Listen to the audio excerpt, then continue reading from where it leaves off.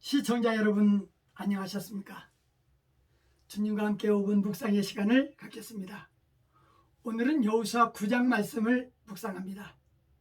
본문은 가나안 지역에 있는 아모리, 브리스, 히위, 여부스 모든 왕이 모여서 아이성과 여리고성을 정복한 여호수아를 대적하여 연합전쟁을 도모하는 가운데에 기브온 온 거민은 한 꾀를 내어서 여호수아를 찾아와서 자신들이 먼 곳에서 왔다고 거짓말을 하고 먼저 화친을 제의했을 때 이스라엘 백성은 여호와께 묻지도 않고 모세의 율법을 거역하면서 조약을 체결하였습니다.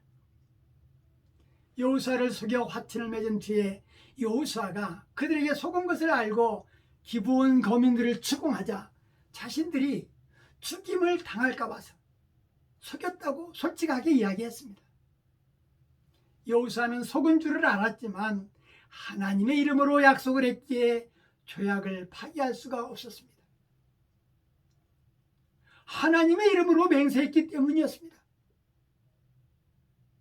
여호수아는 이스라엘 회중과 여호와의 단을 위하여 기브온 거민을 나무 패는 자와 물 깃는 자로 삼았다라고 본문은 기록하고 있습니다.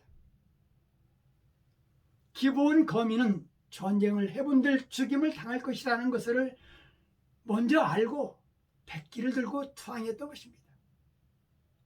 하나님은 우상이 만연한 가나안 지역에 기브온 거민을 통하여 하나님의 위대함을 증거한 것입니다.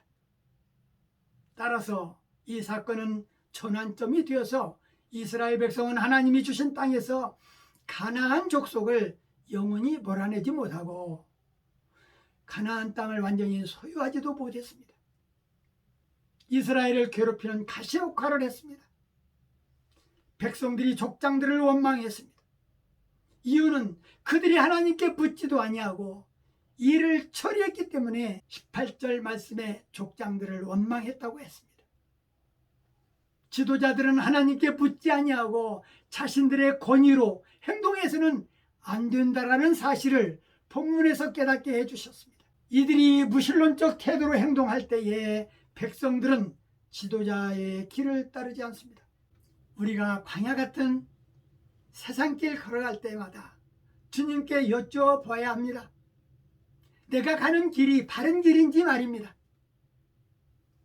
세상은 영적 전쟁터이기에 우리들의 영적인 지혜로운 판단이 꼭 필요합니다.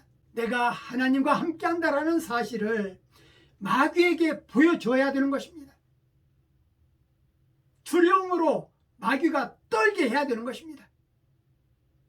마귀가 백기를 들게 하기 위해서는 우리는 기도로 무장해야 되는 것입니다. 성령으로 무장해야 되는 것입니다. 하나님의 말씀으로 무장해야 되는 것입니다.